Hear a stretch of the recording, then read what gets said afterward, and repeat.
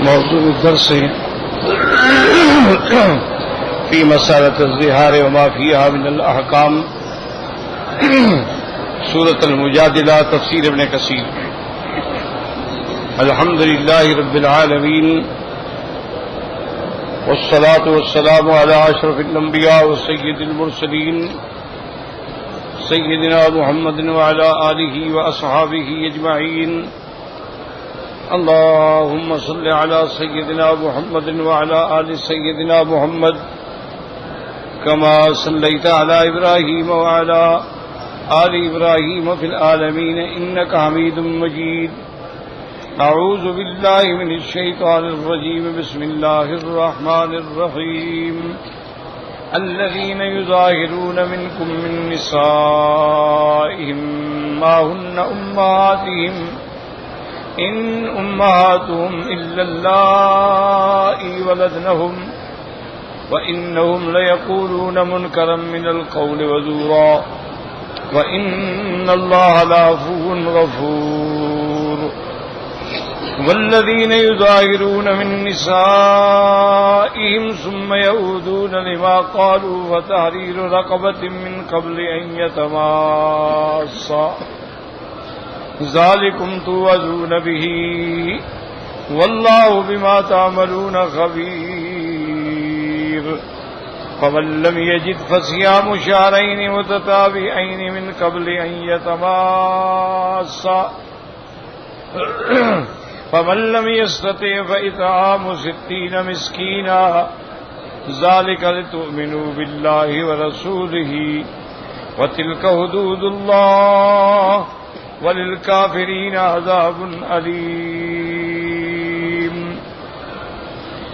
قال المؤلف والمفسر رحمه الله تعالى أدام النفع بعلومه وعلومكم في الدارين آمين إلى أن قال فقوله تبارك وتعالى الذين يظاهرون منكم من نسائهم أصل الظهار مشتق من الظهر وذلك إن الجاهلية كانوا إذا ظاهر أحدهم من امرأته قال لها أنت علي كظهر أمي. ثم في الشرع كان الظهار في سائر الأعضاء قياسا على الظهر وكان الظهار عند الجاهلية طلاقا فأرخص الله لهذه الأمة وجعل فيها كفارة ولم يجعله طلاقا كما كانوا يعتمدونه في جاہلیتهم. هكذا قال غير واحد من السلف. اب مفسر رحمۃ اللہ علیہ فرماتے ہیں الذین یظاہرون منکم. ظہار کا لفظ جو ہے یہ ظہر سے ہے. ظہر کہتے ہیں پشت کو. تو زمانہ جاہلیت میں یہ عادت تھی کہ جب آدمی اپنی بیوی سے ظہار کرنا چاہتا تو کہہ دیتا تھا انت علیہ کا ظہر امی، تم میرے لیے ایسے ہو جیسے میری والدہ کی پشت ہے. تو وہ عورت ہمیشہ کے لیے حرام ہو جاتی. اس کے بعد شریعت میں آیا کہ ضروری نہیں ہے کہ پشت کا لفظ کہے، کوئی کسی اور اعضاء سے بھی تشبیہ دے تب بھی وہ حرام ہو جاتی ہے. ثم فی الشرع کان الظہار فی سائر الاعضاء. تمام اعضاء جیسے کہ مثلا اس کی رانیں تمہاری میری ماں کی طرح کوئی لفظ بھی کہے گا ظہار ہو جائے گا. وکان الظہار عند الجاہلیت طلاقا. اور ظہار زمانے جاہلیت میں سمجھتے تھے کہ مؤبد حرام ہو گیا، جیسے 3 طلاقوں کے بعد ہمیشہ کے لیے عورت حرام ہو جاتی ہے جب تک کہ وہ دوسری جگہ شادی نہ کرے. تو اس لیے انہوں نے اس کو بھی یہی سمجھا تھا کہ بھی یہ بھی تعبید یعنی حقیقی ہے. لیکن اللہ تبارک و تعالی نے اس امت کے لیے رخصت کا راستہ نکالا اور کفارے کے احکام جاری فرما دیے تاکہ مسلمان جو ہیں کفارہ ادا کر کے نکل سکیں. قال ابن جریر حدثنا ابو قریب قال حدثنا عبید اللہ بن موسیٰ النبی حمزہ نے کرمت بن عباس قال كان الرجل اذا قال لامرأته في الجاهلیۃ انت علی کظہر امی حرمت علیہ. اسلام سے پہلے جاہلیت میں اگر کوئی آدمی اپنی بیوی کو یہ لفظ کہہ دیتا کہ تم میری ماں کی طرح ہو تو ہمیشہ کے لیے حرام ہو جاتی تھی. فکان اول من ظہر فی الاسلام اوس بن الصامت، سب سے پہلے اسلام کے یعنی آنے کے بعد، رحمت دو جہاں کے مدینہ منورہ آنے کے بعد پہلا ظہار جو ہے وہ اوس بن صامت نے کیا ہے۔ وکانت ابنۃ ام اللہ، چاچے کی بیٹی اس کی بیوی تھی، یقال لها خویلہ بنت ثعلبہ، فظہر منها فاسکت فی یدہ وقال ما اراک الا قد حرمت علی، وقالت له مثل ذلك، اس کے بعد نے کہا بس اب مجھے یہی خیال ہے، میں نے ظہار تو کر دیا، اب تم حرام ہو گئی۔ اس نے کہا ہاں بالکل اب اس کا، قال فانطلقی الى رسول اللہ صلی اللہ علیہ وسلم، فأتت رسول اللہ وجدت عنده ماشطة تمشط راسا، فقال یا خویلہ ما امرنا فی امرک بشیء۔ اب اس روایت میں آتا ہے کہ حضور کی خدمت میں آئی تو حضور پاک کے بال مبارک جو ہیں دھو کے کنگھی دے رہے تھے۔ اصل میں یہ قصہ بی بی عائشہ کا ہے، وہ فرماتی ہے کہ میں بال دھو رہی تھی، آپ نے فرمایا تمہارے بارے میں کوئی حکم نہیں آیا ہے، فانزل اللہ علی رسولہ فقال یا خویلہ ابشری، جب اللہ نے قرآن اتارا آپ نے فرمایا مبارک ہو تیرے لیے رستہ اللہ نے نکال دیا ہے۔ قالت خیرا فقال علیہ وقد سمع اللہ قول التی تجادلک فی زوجہا وتشتکی الی اللہ واللہ یسمع تحاورکما الی قولہ تعالی والذین یظاہرون من نسائہم ثم يعودون لما قالوا وتحرير رقبة من قبل أن يتماسا قال وأي رقبة لنا والله ما يجد رقبة غيري۔ تو بی بی نے کہا کہ یا رسول اللہ ہمارے پاس کہاں طاقت ہے کہ ہم غلام جا کے خریدیں اور غلام آزاد کریں۔ اس زمانے میں جہاد کے بعد جو قیدی ہوتے تھے وہ غلام بنا کے مجاہدوں میں تقسیم کر دیے جاتے تھے، عورت ہو یا مرد ہو، تو پھر وہ غلام جس کے حصے میں آتا اسی کے تابع تھا، اگر کوئی چاہے اس سے خرید لے، خریدنے کے بعد آزاد کر دے۔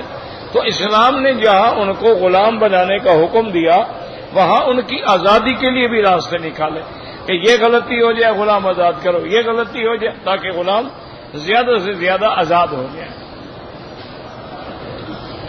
انہوں نے کہا حضور ہمارے پاس تو کوئی طاقت نہیں۔ قال فمن لم يجد صيام الشهرين متتابعين، آپ نے فرمایا اگر غلام آزاد نہیں کر سکتے 2 مہینے کے روزے رکھیں لیکن متواتر متتابعين۔ قال والله لولا انه يشفي اليوم 3 مرات ذهب بصره، اس نے کہا حضور وہ میرا خامن جو ہے نا وہ روزے بھی نہیں رکھ سکتا، وہ دن میں اگر 3 دفعہ پانی نہ پیے تو اس کی نظر چلی جاتی ہے۔ قال ومن لم يستطع فإطعام 60 مسكينا، آپ نے فرمایا اگر یہ طاقت بھی نہیں رکھتا تو 60 مسکینوں کو کھانا کھلائے۔ قال من أين معي إلا مثلها، انہوں نے کہا حضور یہ بھی ہمارے پاس نہیں، ہمارے پاس 1 دن کی روٹی ہے بس۔ قال فدعا بالشطر وسكن 30 صاعا والوسك 60 صاعا، فقال ليتم 60 مسكين راجعك، وهذا اسناد جيد قوي وسياق غريب وقد رواه بالآية وهذا۔ تو آپ نے اس کے بعد فرمایا کہ یہ 30 صاع ہیں اور 30 صاع کی خود کرو، 30 کی میں مدد کرتا ہوں، 1 مسکین کو 1 صاع دے دو۔ جب 60 مسکینوں کو دے دیں اب وہ آپ اس پہ حلال ہو گئی ہیں، پھر وہ آپ سے رجوع کر لیں۔ وقال ابن ابي حاتم حدثنا محمد بن عبد الرحمن الحروي قال حدثنا علي بن العاصم عن داود بن ابي هند عن ابي العالية قال كانت خولة بنت دليج تحت رجل من الانصار وقال علي البصري۔ اس روایت میں آتا ہے کہ خولہ بنت دلیج، حالانکہ خولہ بنت ثعلبہ ہیں، اور اس روایت میں یہ بھی آتا ہے کہ اس کا خامن جو ہے وہ نابینا تھا۔ وقال علی البصری سیل فقیرا سیل، غریب بھی تھا اور بد زبان بھی تھا۔ وقال طلاق اہل الجاہلیت اذا ارادت ان يطلق امراته، زمانہ جاہلیت میں طلاق دینے کا یہی طریقہ تھا کہ آدمی اپنی بیوی کو کہتا تھا انت علی کظہر امی، وقال را منه ابل او اعلان، فنازعته یوم فی شیء وقالت علیہ کظہر امی، ایک دن جھگڑا ہوا تو اس نے کہہ دیا فاطمہ علیہا ثیابہا، اب وہ بی کپڑے بنا کے پہن کے حضور کی خدمت میں آئی. حتیٰ دخل نبی اسلم و فی بیت عائشہ و عائشہ تغسل راسہ، بی عائشہ آپ کے بال مبارک دھو رہی تھی. فقدمت علیہ فقال یعنی بچہ فقال یا ان زوجی ذلیل بس وکیم لا شیء له سیء الخلق. انہوں نے کہا حضور میرا خامن جو ہے ایک تو نابینا ہے اور غریب ہے اور بد زبان ہے. وإنی نازعتہ شیئا، ہمارا جھگڑا ہوا. فغضب، غصے میں آیا. فقال انت علی غدار امی ولم یرد بی الطلاق ولی منہ عیل او عیلان، یعنی 2 بچے ہیں میرے. ما اعلمک الا کا دھرم. حضور نے فرمایا تو تم حرام ہو گئی، کوئی حکم اللہ کا تو ابھی آیا نہیں ہے. فقال نشکو الی اللہ ما نزل بی وابا صبیتی، کہنے لگی اب اللہ سے درخواست کروں گی کہ ہم جس مصیبت میں آ گئے میں بھی آ گئی، میرے بچوں کا باپ بھی. قال ودارت عائشہ فقد شکرا سولا خر ودارت ما وقال یا رسول اللہ زوجی ذلیل بس وکیل سیء الخلق وان له منه ایدا وایدین وانی نازعت به شیئا وقال انت علی غدار امی ولم یرد به الطلاق. قال فرفع إلي وقال ما علمك إلا وقد حرمت عليه. فقالت أشكو إلى الله ما نزل بي وواسب يدي. قالت ورات عائشہ والنبي صلى الله عليه وسلم تغير فقال وراك فطرحت. بی عائشہ نے دیکھا کہ وحی اتر، نے کہا ہٹ جاؤ آرام سے. فمكث رسول اللہ في شأن ذلك ما شاء اللہ. جب وحی ختم ہوئی فلما نے کہا قال یا عائشہ این المرأة بتاتا، آپ نے فرمایا عائشہ وہ عورت کدھر ہے، اس کو بلاؤ.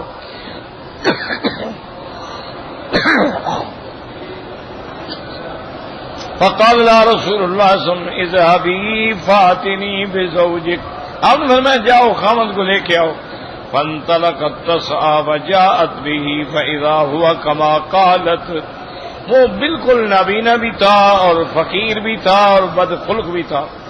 وقال النبی صلی اللہ علیہ وسلم استعیذ باللہ السمیع العلیم بسم اللہ الرحمن الرحیم قد سمع اللہ قول التي تجادلك في زوجها الى قوله والذین یظاہرون من نسائهم ثم يؤذون ما قالوا. قال النبی صلی اللہ علیہ وسلم تجد رکبة تعتقها من قبل ان تمس. آپ نے فرمایا غلام ہے، اس نے کہا لا یا رسول اللہ. قال افلا تستطيع ان تصوم شهرين متتابعين. قال والذي بعثك بالحق اني اذا لم اكل مرتين وسيكاد ان يشو بصري. انہوں نے کہا حضور میں روزے بھی نہیں رکھ سکتا، میں دن میں جب تک 1-2 دفعہ نہ کھاؤں تو میری نظر چلی جاتی ہے. قال فتستطيع ان تطعم 60 مسكينا، 60 مسکینوں کو کھانا کھلا سکتے ہو؟ نے کہا لا یا رسول اللہ الا ان تعیننی، آپ مدد کریں تو الگ بات ہے، میرے پاس تو کچھ بھی نہیں ہے. لا حول ولا قوة الا باللہ العلی العظیم. ختم.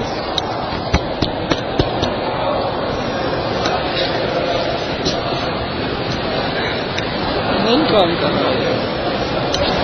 کئی دفعہ کہا ہے بھائی تو ایک نیا سیٹ لے لو، وہ ذرا سا بھی ہل جائے تو اس پر آسمان ٹوٹ پڑتا ہے، آدمی کیا کرے. لا حول. چلتا ہے تو ہاتھ لگے گا پھر بند ہو جائے گا، بس یہ تو نہیں ہے کہ نہیں چلتا ہے، چلتا تو ہے. پتہ نہیں ایسی باتیں اب صبح کو آتے ہیں کبھی بھی خراب نہیں ہوئے. انا للہ و انا الیہ راجعون. اور کیا کہہ سکتا ہے. آپ نے فرمایا کہ 60 مسکینوں کو کھانا کھلا دو. قال وحول اللہ وجعلہ زہارا حبل اللہ والطلاق وجعلہ زہارا. رواه جرير بن سنان على ان داؤد سمعت بلال ذكره باكثر من هذا السياق. وقال سعيد ان كان الايلاء والزهار من طلاق الجاهليه. پہلے زمانے میں ایلا جو ہے وہ بھی طلاق تھا اور زہار جو ہے وہ بھی طلاق تھی. فوقت اللہ الیلا، لیکن اللہ نے پابندی لگا دی کہ 4 مہینے سے زیادہ ایلا نہیں کر سکتے، اور زہار جو ہے اس کے لیے اللہ نے کفارہ بھیج دیا. رواه نبی حاتم بن وقدس الامام مالک الان القاء والله تو فی هذه الايه منكم فالخطاب للمؤمنين وأجاب الجمهور بأن هذا خرج مغرب الغالب لا مفهوم له، واستدل الجمهور عليه بقوله بنسائهم على أن الأمة لا ظهار منها ولا تدخل في هذا الخطاب۔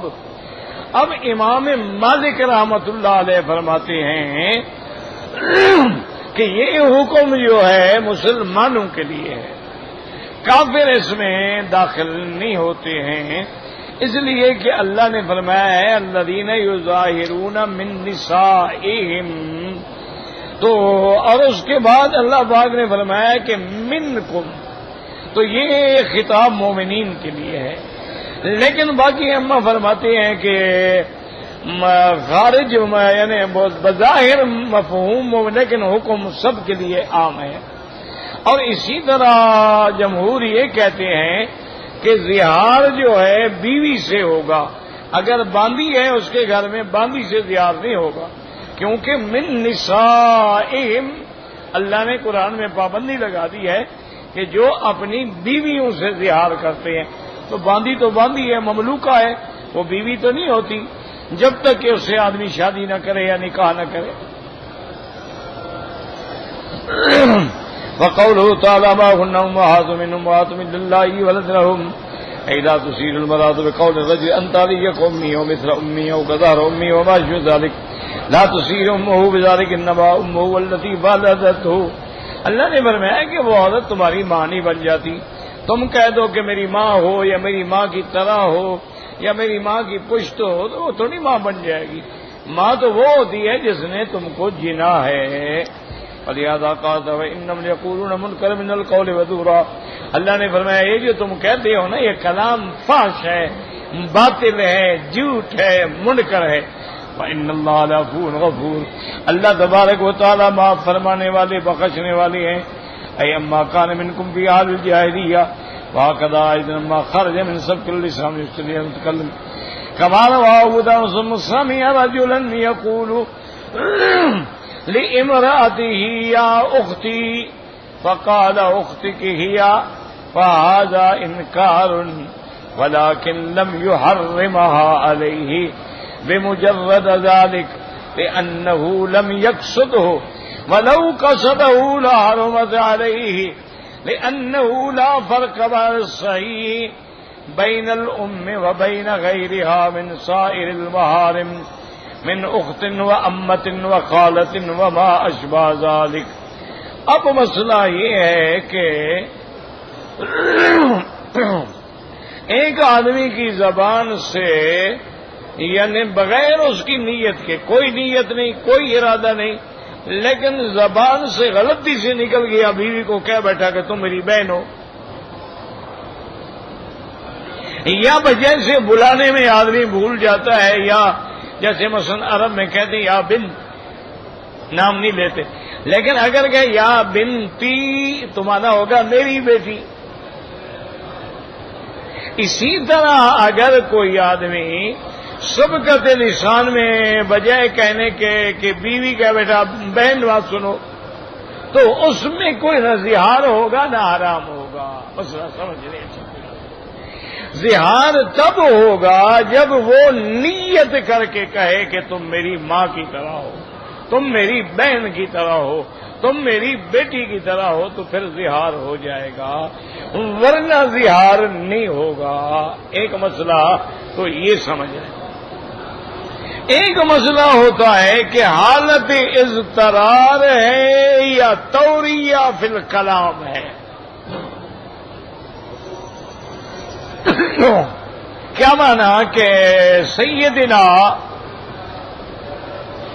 ابراہیم الخلیل علیہ السلام کے زمانے میں جو بادشاہ تھا اس کی ایک بڑی بری عادت تھی کہ اگر کوئی آدمی اپنی بیوی کے ساتھ اس کے ملک میں سفر کر رہا ہوتا، اس کے ایجنٹ چھوڑے ہوئے تھے، وہ دیکھ لیتے کہ لڑکی جوان ہے، خوبصورت ہے، تو وہ پکڑ لیتا تھا اور پھر بے عزتی کرتا تھا۔ اگر کسی کی بہن ہو یا بیٹی ہو نہیں پکڑتا تھا، یعنی اس کا مزاج یہ تھا کہ عورت ہو شادی شدہ ہو، تاکہ اگر میں زنا کروں تو بعد میں مجھے کوئی خطرہ تو نہ ہونا۔ اگر کنواری لڑکی سے میں نے زنا کیا تو وہ تو راز کھل جائے گا. تو اس لیے وہ یہ کرتا تھا کہ اگر تو اس کی بہن ہے، بیٹی ہے، چھوڑ دو، بیوی ہے، وہ کہتا پکڑ کے لے آؤ. اب سیدنا ابراہیم الخلیل علیہ السلام جا رہے تھے، آپ کی بیوی آپ کے ساتھ تھی، اور ان کے بادشاہ کے کرندے جو تھے پکڑنے کے لیے آ گئے. تو آہستہ سے حضرت ابراہیم الخلیل نے بیوی کو سمجھا دیا کہ اگر تم سے پوچھے کہ تم کون ہو تو کہنا کہ میں بہن ہوں،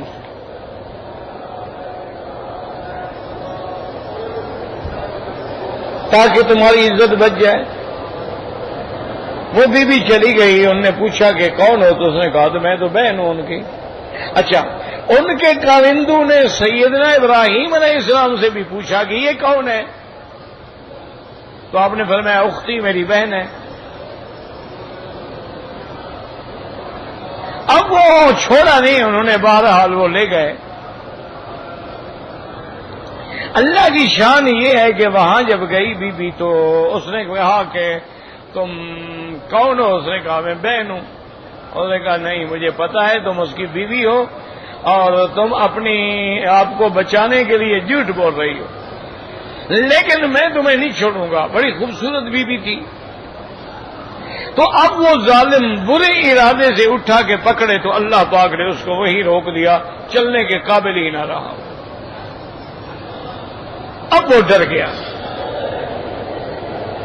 اس نے کہا ایسا کرو، مہربانی کرو، تم مجھے معاف کر دو اور اللہ سے دعا کرو، یہ میں تو بالکل شرل ہو گیا، پیرالائز ہو گیا ہوں. تو آپ نے دعا کی، وہ ٹھیک ہو گیا. وہ بدبخت پھر پکڑنے لگا. تو اس کے بعد دوبارہ اس میں وہی اٹیک ہوا. آخر اس نے چھوڑ دیا. ایک کنیز بھی آپ کو دی کہ یہ آپ کی بطور خدمت گزار ہیں اور آپ جائیں. ہدایہ بھی دیے، کپڑے بھی دیے، سامان بھی دیا اور واپس بھیج دیا. حضرت ابراہیم علیہ السلام نماز پڑھ رہے تھے، فارغ ہوئے، فرمایا کیا ہوا؟ تم نے واقعہ سنایا. تو اب یہ ہے کہ ابراہیم علیہ السلام نے بھی تو کہا کہ میری بہن ہے. پہلی بات تو یہ ہے کہ اللہ کے نبی تو کبھی جھوٹ ہی نہیں بولتے، وہ تو پاک ہوتے ہیں. معصوم ہوتا ہے پیغمبر. خدا نہ کرے، خدا نہ کرے، خدا نہ کرے پیغمبر کی زبان سے بھی جھوٹ نکل جائے تو پھر شریعت کا کیا اعتبار؟ اس لیے اللہ نے اپنے انبیاء کو معصوم بنایا ہے. تو علماء نے لکھا کہ ابراہیم علیہ السلام نے توریہ کیا تھا اور بطور تعویل کہا تھا کہ اس وقت اس دھرتی پر، اس ملک میں، اس مقام پہ مسلمان یا ابراہیم تھے یا آپ کی بیوی تھی.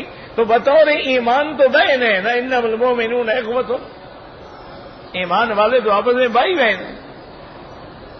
اور تو مومن تھا کوئی نہیں نا. اس اعتبار سے آپ نے کہہ دیا. اور مقصد توریہ فی الکلام، اس کو کہتے ہیں توریہ. یہ جھوٹ نہیں ہوتا، معنی ہوتا ہے قسم سے بچنا. جیسے سیدنا ابو بکر رضی اللہ تعالی عنہ فرماتے ہیں کہ ہجرت والی رات جب آقا دو عالم، رحمت دو عالم سیدنا محمد مصطفیٰ صلی اللہ علیہ وسلم تشریف لے جا رہے تھے، طے یہ ہوا تھا، حضور نے فرمایا کہ میں آگے چلوں گا، تم دور تھوڑا تھوڑا میرے پیچھے آنا، کٹھے نہ چلیں تاکہ دشمن کو شک نہ پڑ جائے. تو حضرت ابو بکر فرماتے ہیں خدا کی شان ہے، حضور آگے چلے گئے، میں ایسا پیچھے رہ گیا. ایک کافر نکل آیا.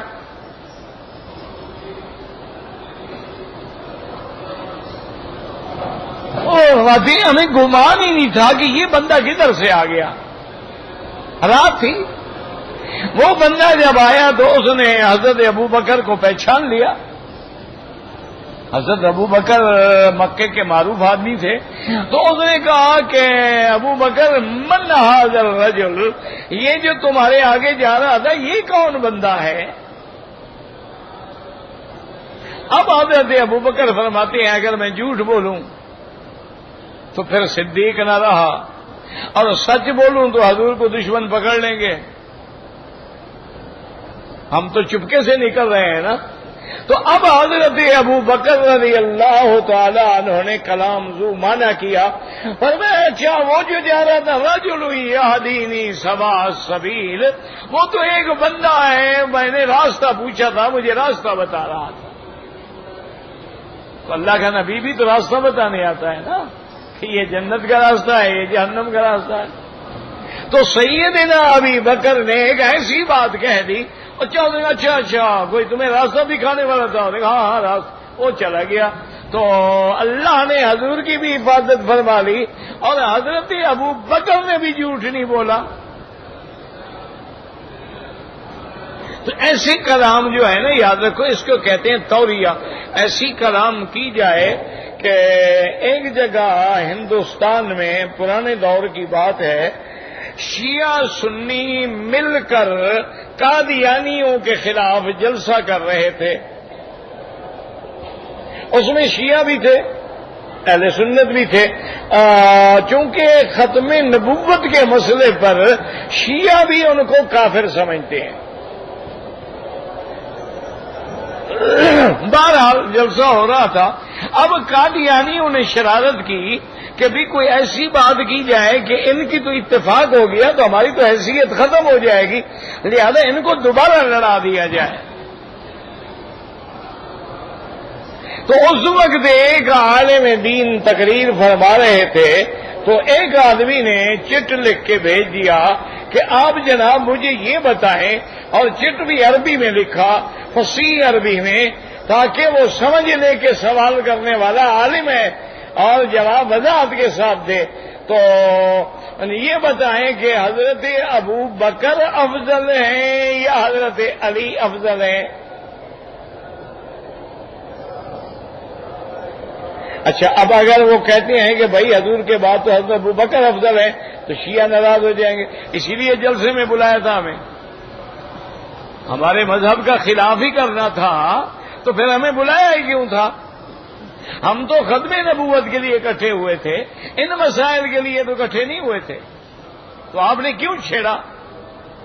اور اگر کہہ دیتی ہیں ان کو راضی رکھنے کے لیے کہ بھائی حضرت علی افضل تھے تو اہل سنت بگڑ جائیں گے کہ یار یہ تو عقیدے کا مسئلہ ہے کہ حضور کے بعد سب سے افضل ابو بکر ہیں. تو انہوں نے جب چٹ پڑا نا جی، مسکرائے اور عربی میں ہی جواب دیا. فرمایا الذی بنتہ فی بیتہ، اور تقریر شروع کر دی.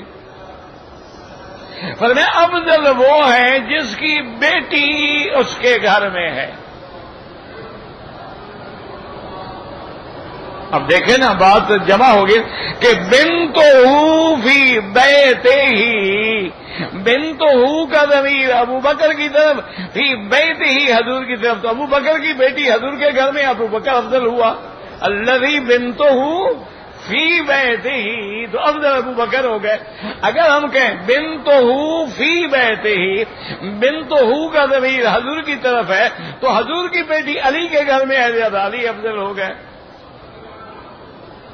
تو انہوں نے ایک ایسا جواب دیا کہ وہ جو شرارت کرنے والے تھے ان کا منہ بند ہو گیا، ان کے پاس شرارت کرنے کا موقع ہی نہ رہا. انہوں نے تو فرما دیا الذی بنتہ فی بیتہ. تو اس لیے یاد رکھیں کہ یہ کلام ایسا موجود ہے کہ جیسے سیدنا موسیٰ علیہ السلام جب صندوق میں ڈالے گئے، بڑا لمبا قصہ ہے، آپ پڑھ چکے، سن چکے، اور فرعون کے گھر میں صندوق آ گئی، ان نے پکڑ لیا، صندوق کھولی. موسیٰ علیہ السلام اب دودھ پینے والے بچے ہیں، دودھ پینے وہ دایا بلائے، حضرت موسیٰ علیہ السلام دودھ نہیں پیتے.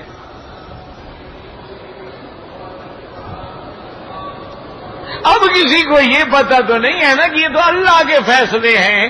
اللہ نے جو موسیٰ علیہ السلام کی اماں سے وعدہ کیا تھا کہ موسیٰ علیہ السلام کی اماں فکر نہ کرو، حرمنا علیہ المراضع کلھا، ہم اس کو کسی کا دودھ بھی نہیں پینے دیں گے، تیرے پاس لائیں گے.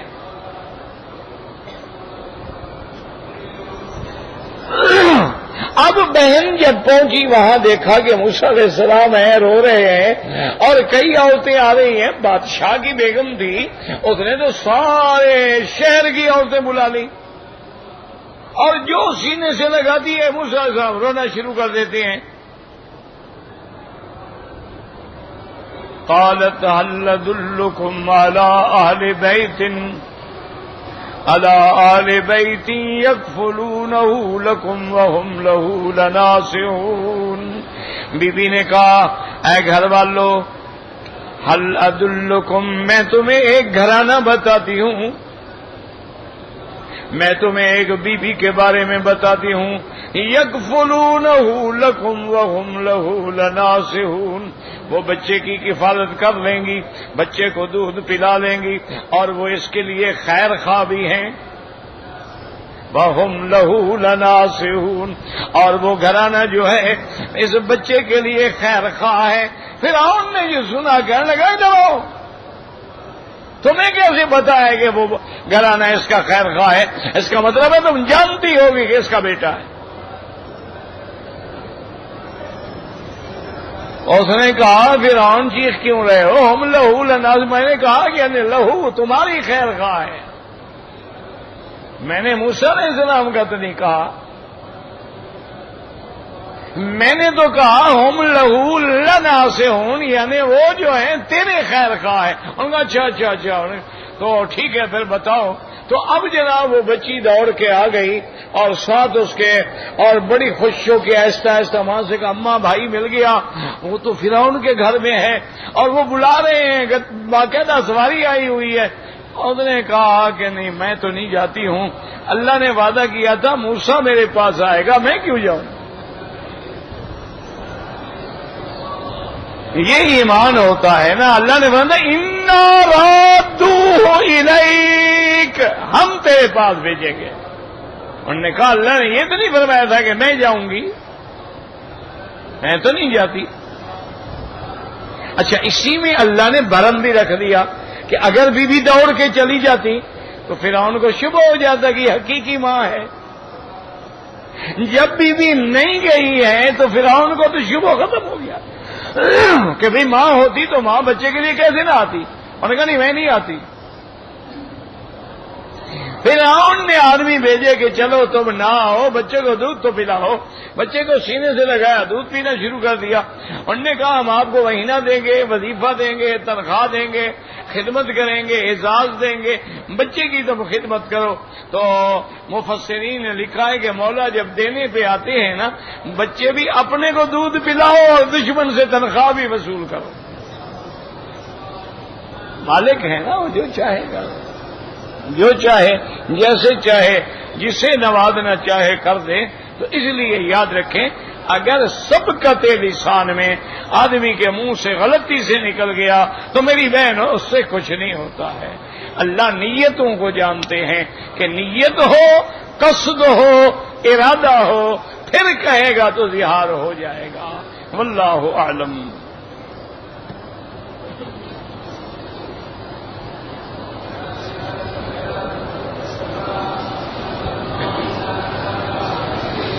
تفسیر ابن کثیر سورۃ الحدید پتہ نہیں کیا مطلب.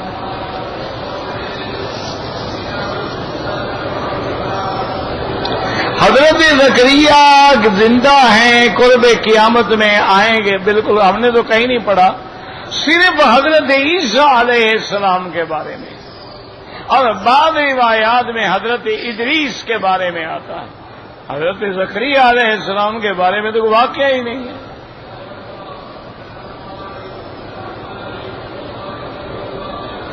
جوان بیٹا ہے، اس کو ویزا نہیں ملا ہے تو اس کے لیے عمرہ کرنا ضروری نہیں ہے. آپ اپنے لیے کریں، پھر دعا کریں اللہ جس کو چاہے ثواب عطا فرمائیں.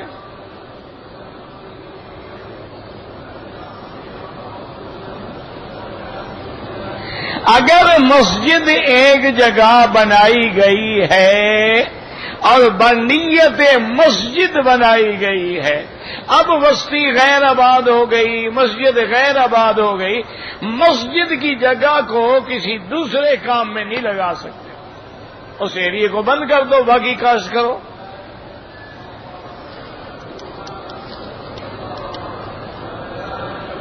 بھائی دعا میں، صدقے میں، واسطے میں، یہ کسی نہ قرآن میں ہے یاد رکھو نہ حدیث میں ہے. سارے قرآن کی دعائیں پڑھ لو، ربنا ظلمنا، ربنا لا تزغ قلوبنا، ربنا آتنا، کسی ایک دعا میں تو ہوتا نا واسطہ۔ الف سے لے کر قرآن کی جتنی دعائیں ہیں ساری پڑھ لو۔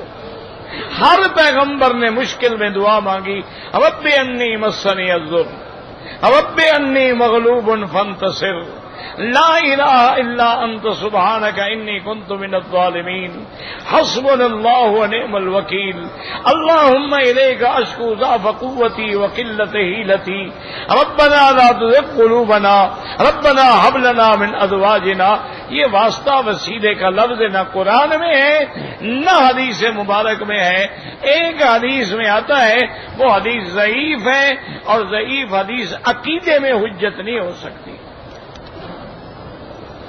یاد رکھو کہ بعض علماء شہداء اور انبیاء کا وسیلہ جائز سمجھتے ہیں۔ اس کی وجہ یہ ہے، وہ کہتے ہیں کہ شہید بھی زندہ ہے اور اللہ کے انبیاء بھی زندہ ہیں، تو زندہ کا وسیلہ پکڑنا تو جائز ہے، اس وجہ سے وہ جائز کہتے ہیں۔ لیکن یاد رکھو وہ حیات برزخی ہے، وہ حیات دنیاوی نہیں ہے۔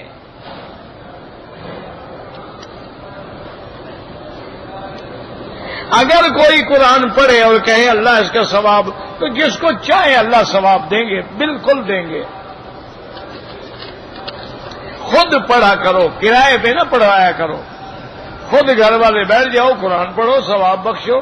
تم کہتے ہو ہر کام جو ہے ٹھیکے پہ ہو، بلڈنگ بنانے کے لیے بھی ٹھیکے دار ہو، بخشنے کے لیے مولوی ٹھیکے دار بلاؤ، ان کو یہ کہا حلوے کی دیگ کھلا دیں گے اور بخش دے، کیوں بخش دے گا؟ پاگل ہو گیا ہے، پڑھے گا وہ اپنے ماں باپ کو بخشے گا، تمہارے ماں باپ کو کیوں بخشے گا؟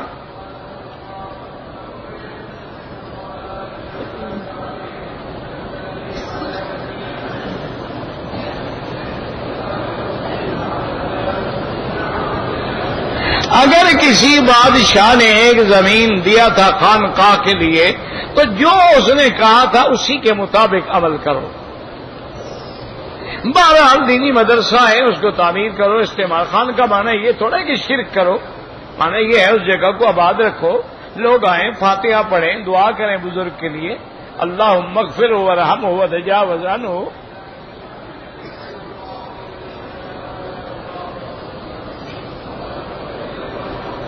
اگر آپ ڈرائیور ہیں، مدینہ منورہ آتے جاتے ہیں، آپ کے لیے کوئی ضروری نہیں کہ ہر دفعہ احرام بند ہو۔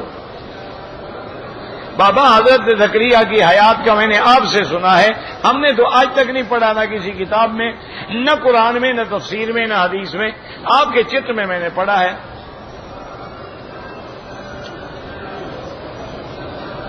حضرت عیسیٰ حضور کی شریعت کے تابع ہوں گے، کوئی نئی شریعت نہیں لائیں گے۔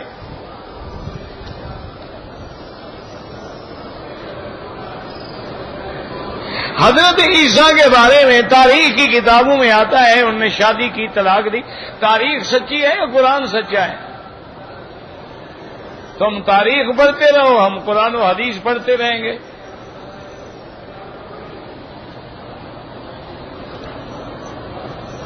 میرے ماں باپ زندہ ہیں، اپنے لیے طواف کرو، اپنے لیے عمرہ کرو، ان کے لیے دعا کرو کہ اللہ ثواب ان کو دیں گے۔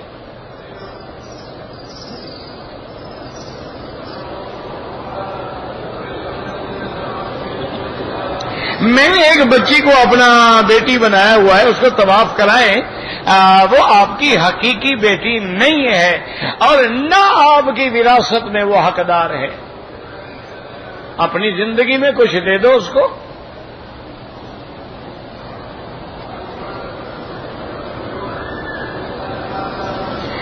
نماز عشاء کے بعد جو وتر پڑھیں گے، وتر کی نیت کرو گے، اور کیا طریقہ ہے؟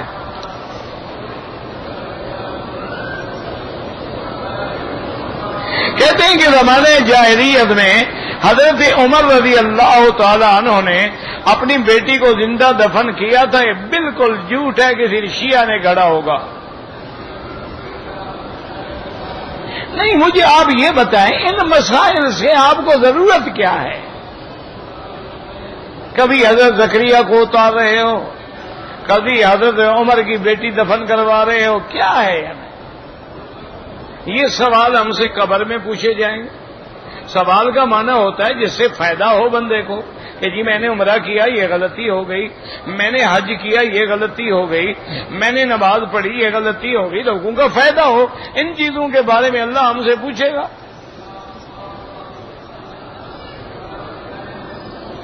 اب دیکھو جیسے بعض لوگ کہتے ہیں کہ حضرت عمر نے، ایک آدمی ہے لکھنے والا، قلم بھی ایک ہے چٹ بھی ایک ہے، اور حضرت عمر نے بی بی فاطمہ پر دروازے کو جو دھکا دیا اور دروازہ جو گرا تو بی بی فاطمہ کا حمل گر گیا، تو حضرت علی کہاں گئے تھے؟ نہ اچھا مشکل کشا ہے کہ بی بی کا حمل گرا رہا ہے عمر اور وہ گھر میں بیٹھا ہوا ہے منہ چھپا کے، تو حضرت علی کو پکڑو نا جس کی بیوی کے ساتھ ظلم ہوا ہے،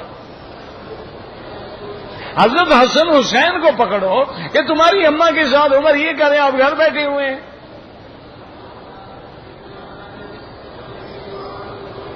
یہ 100 نہیں 1000% جھوٹ ہے، یہ واقعہ ہی نہیں ہے۔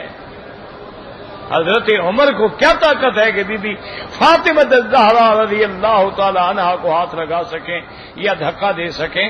بی بی فاطمہ تو حضور کے جگر کا ٹکڑا ہے، فاطمہ تو بضعۃ منی من احبها فقد احبنی ومن ابغضها فقد ابغضنی۔ یہ تو ایسے شاید شیعہ حضرات نے لوگوں کو رلانے کے لیے قصے بنائے ہوئے ہیں، ان کا مقصد یہ ہوتا ہے کہ کسی طرح رلانا تو ہے نا۔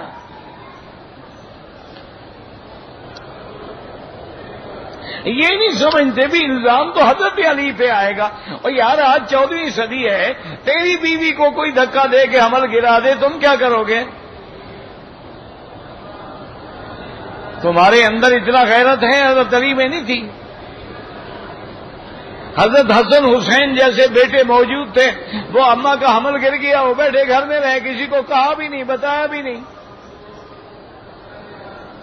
ایسی باتیں نہ کیا کرو کہ الزام تیرے مذہب پہ آئے گا اور تمہارا مذہب برباد ہوگا۔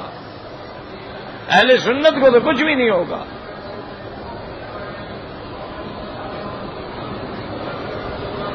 کہتے کہ جی حضرت عمر نے حضور صلی اللہ علیہ وسلم کو عبداللہ ابن ابی کے جنازہ پڑھنے سے منع کیا تھا، بالکل کیا تھا، یہ صحیح ہے۔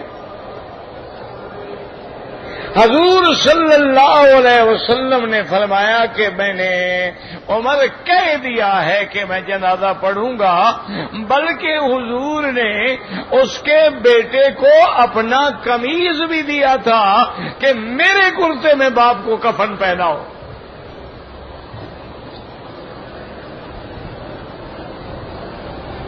حضرت عمر رضی اللہ تعالیٰ عنہ کہتے ہیں کہ اللہ جانے مجھ میں اتنی جرت کیسے آ گئی کہ میں نے حضور کے دامن کو پکڑ لیا، میں نے کہا یا رسول اللہ تصلی علیہ، اس ظالم کا جنازہ پڑھا رہے ہیں آپ،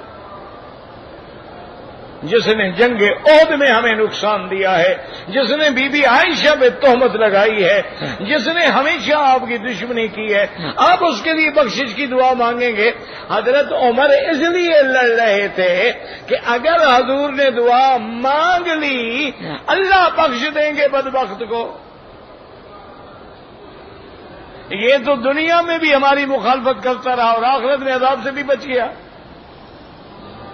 لیکن حضور نے فرمایا کہ عمر میں نے چونکہ اس کے بیٹے کو کہہ دیا ہے کہ میں جنازہ پڑھاؤں گا، اللہ کا نبی اپنی زبان سے نہیں پھر سکتا۔ اللہ کے نبی نے جنازہ پڑھایا، جنازہ پڑھانے کے بعد جب سلام پھیرا تو اللہ نے قرآن نازل فرما دیا۔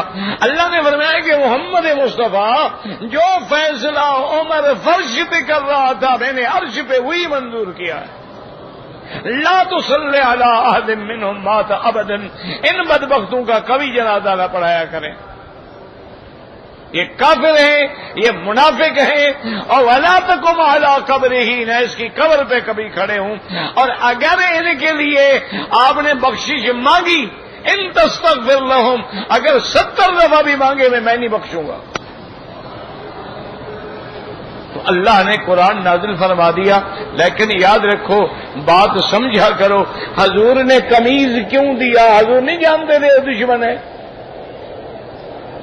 عمر جانتا تھا، حضور نہیں جانتے تھے. وجہ قمیض دینے کی یہ تھی کہ جب جنگ بدر میں بہت قیدی آئے تو حضرت عباس بھی قید ہوئے. حضرت عباس جو ہیں یہ حضور پاک کے چاچا ہیں، اور جنگ میں کپڑے پھٹ گئے، لڑائی میں کپڑے پھٹ گئے تو حضور پاک نے فرمایا صحابہ سے کہ بھائی کسی کے پاس کوئی قمیض ہو تو میرے چاچے کو دے دو. چلو قیدی ہے، ننگا تو نہ بیٹھے نا. اب کسی صحابی کی قمیض اس کو پوری نہیں آئی تو عبداللہ ابن ابی اپنی قمیض لے کے آیا. کیونکہ عبداللہ ابن ابی بھی لمبا آدمی تھا اور حضرت عباس بھی سردار تھے، لمبے آدمی تھے، تو ان کی قمیض پوری آ گئی. تو عبداللہ ابن ابی نے اپنی قمیض دی. تو میرا مدنی نہیں چاہتے تھے اس دشمن کا احسان مجھ پر رہے، مرنے سے پہلے اپنا قمیض دے کے بدلہ ادا کر دیا. ایک بات. دوسری بات سمجھیں کہ اللہ نے جنازہ پڑھنے کے بعد تو قرآن نازل فرما دیا کہ بھئی آئندہ ان کا جنازہ نہ پڑھیں.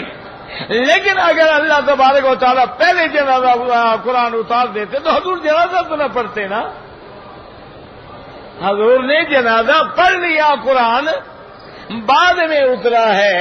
تو اس پر بھی علماء نے، جن کے دل میں عشق محمد مصطفیٰ ہے نا، دعا کرو اللہ ہمیں بھی نصیب فرما دے، تو انہوں نے کہی بڑی عجیب بات لکھی ہے. انہوں نے کہا اللہ قرآن پہلے بھی اتار سکتے تھے، جبریل پہلے بھی آ سکتا تھا، لیکن نبی کہہ چکا تھا میں پڑھوں گا، عمر کہتا تھا نہ پڑھو.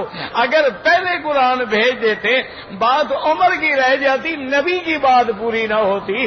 اللہ نے فرمایا ابھی تو نبی کی بات پوری ہونے دو، آئندہ کے لیے منع کر دیں گے. ابھی تو ہم اپنے نبی کی بات کو کچا نہیں کرتے نا، کہہ بیٹھے ہیں تو بس پوری ہو جائے. لیکن آئندہ کے لیے منع کر دیں گے تو جو بات حقیقت ہے وہ ہم مانتے ہیں، اور جو بات گھڑنتو ہے وہ گھڑنتو ہے.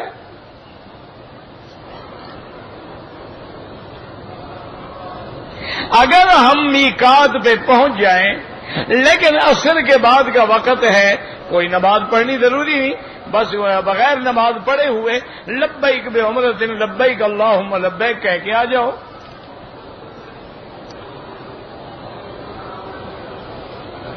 اگر ہوٹل سے احرام باندھ لیا، بابا احرام نیت کا نام ہے، چادروں کا نام احرام نہیں ہے. چادریں باندھ کے چلے گئے کوئی بات نہیں.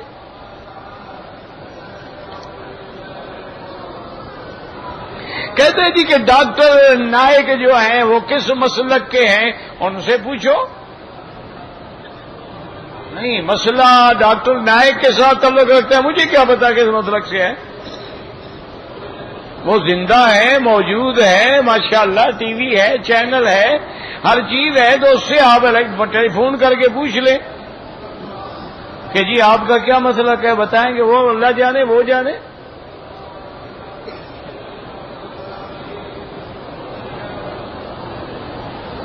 اگر کوئی آدمی بیوی زیادہ باتیں کرے تو وہ کہہ دے خالہ میاں یا اماں دادی چپ کر جا، تو اس کی نیت حرام کر دیں گے. نہیں تھی تو نہیں ہوگا حرام، لیکن اس کے علاوہ تمہارے پاس کوئی لفظ نہیں ہے. ضروری دادی کو، ماں کو، نانی کو درمیان میں لانا ہے؟ نہیں. ویسے کہہ دو کہ محترمہ چپ ہو جاؤ، ویسے کہہ دو کہ جناب آج درد کرتا ہے، خدا کے لیے میرے حال پہ رحم کر کے بکواس بند فرما دیں. ضروری کہنا ہے کہ دادی اماں، خالہ اماں، بڑی اماں. مانے یہ ہے کہ یہ بدبخت ماں سے بھی تنگ تھا، جیسے اب بیوی سے تنگ ہے، یہ ماں سے بھی تنگ تھا. ماں اس کو نصیحت کرتی تھی، اس کو وہی یاد آتی ہے کہ اچھا تم بھی ماں بن گئی ہو.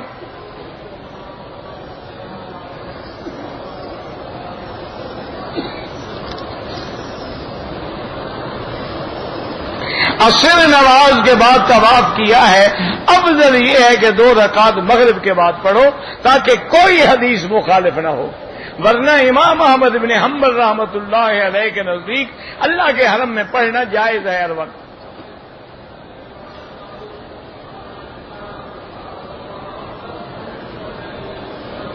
اگر ایک عورت عمرے سے آئے، طواف کر لیا، 2 رکعت بھی پڑھ لی، صفا شروع کرتے ہوئے حیض آ گیا، صفا پورا کر لے، کوئی حرج نہیں۔ اگر صفا نہیں کرے گی دم پڑ جائے گا۔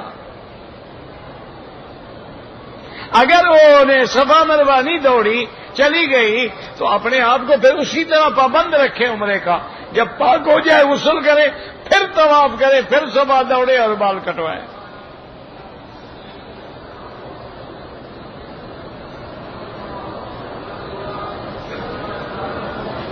اگر کوئی عورت مدینہ منورہ سے آ رہی ہے اور حیض آ گیا، بالکل نیت کر لے، حیض میں نیت ہو سکتی ہے، نماز نہیں پڑھے گی، غسل کر لے گی، اس کے بعد لبیک اللہم لبیک پڑھتے ہوئے آ جائے، گھر میں رہے، ہوٹل میں رہے، جب پاک ہو جائے غسل کر کے عمرہ پورا کرے۔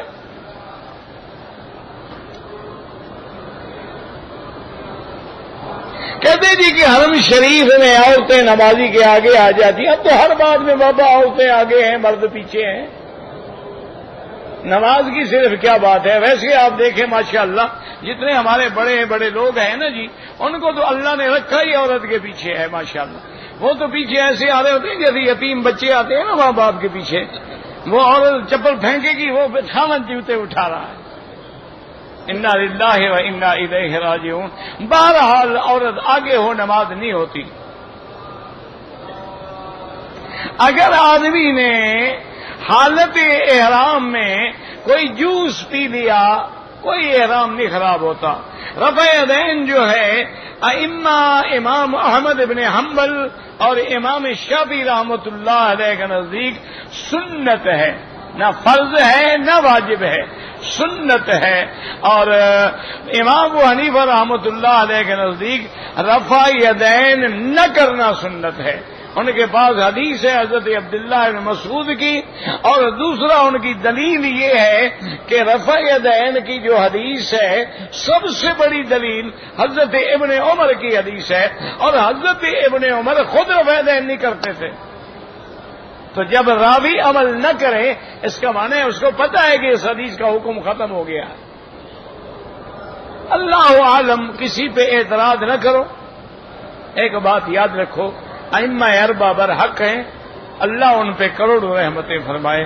بلا وجہ عصبیت نہ پیدا کرو، بلا وجہ نفرتیں نہ پھیلاؤ، اور نہ کسی پہ کفر کے فتوے لگاؤ۔ نہ یہ فرض ہے نہ واجب ہے، یہ مسائل ہیں اولویت افضلیت کے۔ جو کرتے ہیں اللہ مبارک فرمائے، جو نہیں کرتے ہیں ان کی بھی الحمدللہ نمازیں صحیح ہیں، کیونکہ ایک حدیث میں حضور نے منع بھی فرمایا ہے۔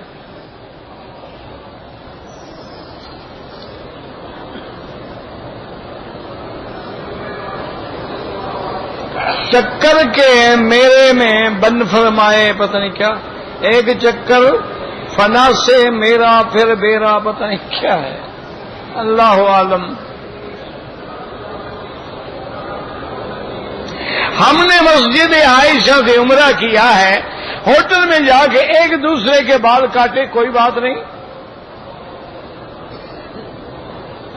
اگر آتے ہوئے عورت حیض تھا لیکن نیت کر کے آئی ہے یا نہیں، اگر نیت کر کے بھی نہیں آئی عمرہ بھی کرے اور دب بھی ادا کرے۔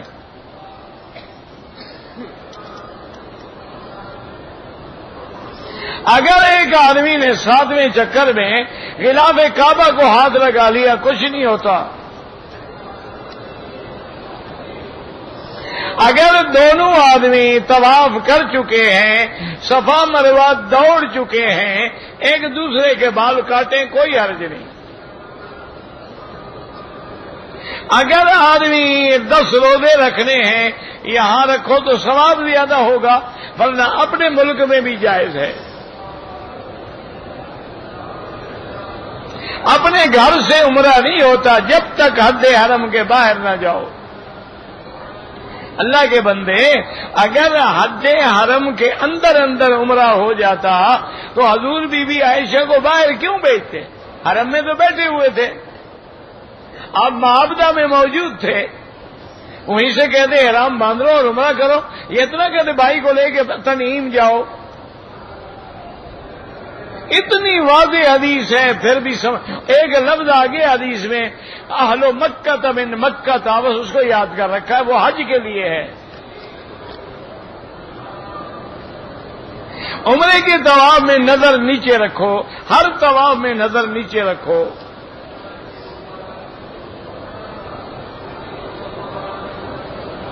کہتے ہیں جی کہ ہاں بعض ائمہ کے نزدیک وطر جو ہے وہ سنت مؤکدہ ہے، لیکن احناف کے نزدیک وطر واجب ہے۔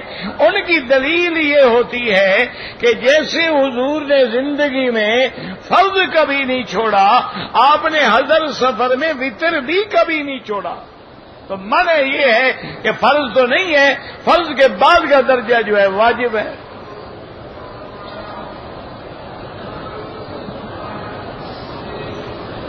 کہتے جی کہ میدان حشر میں جب اٹھیں گے تو سب کی داڑیاں ہوں گی، اور جناب نوجوان ہوں گے ماشاءاللہ 33 سال کے، وہاں بوڑھا بنا کے اللہ میاں تھوڑا اٹھائیں گے۔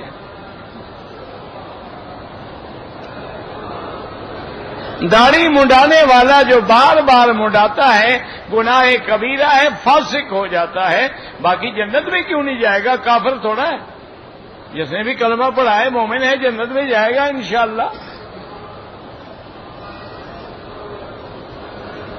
حج عمرہ کرنے سے نمازیں کی قضا باقی رہتی ہے، یہ تھوڑا ہے عمرے کرتے رہو نمازیں قضا کرتے رہو۔ مسجد نماز حرم میں ایک نماز کا 1,00,000 گنا ثواب ہے، 1,00,000 عدد نہیں پورا ہو جاتا، ورنہ تو پھر 5 نمازیں پڑھنے کی کیا ضرورت ہے؟ ایک نماز پڑھو اور گھر جاؤ، 1,00,000 ہو گیا۔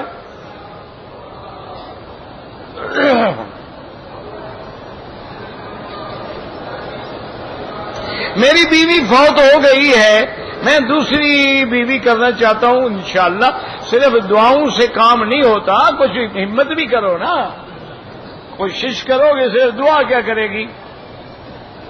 ایک آدمی آیا کہنے لگا جی دعا کریں اللہ تبارک و تعالیٰ مجھے بچہ دے دے۔ میں نے کہا پہلے شادی ہوئی ہے؟ کہتے شادی تو نہیں ہوئی۔ میں نے کہا بچہ تمہیں ہوگا نہ، میری دعا کیا کرے گی؟ تمہیں بچہ پیدا ہوگا۔ اللہ کے بندے پیسے بناؤ، پیسے، پھر بیوی جلدی مل جائے گی۔ جب تک مال نہیں ہوگا بیویاں نہیں ملتی، نہ مولوی مکی کے وظیفے کام آئیں گے نہ کچھ کام آئے گا۔ پیسے بنا لو۔ میرا اپنا ساتھی تھا ایک، اس کا مکان بکا، بوڑھا آدمی تھا، بچے بڑے تھے، اچھا مکان بک گیا ماشاءاللہ بڑی قیمت میں،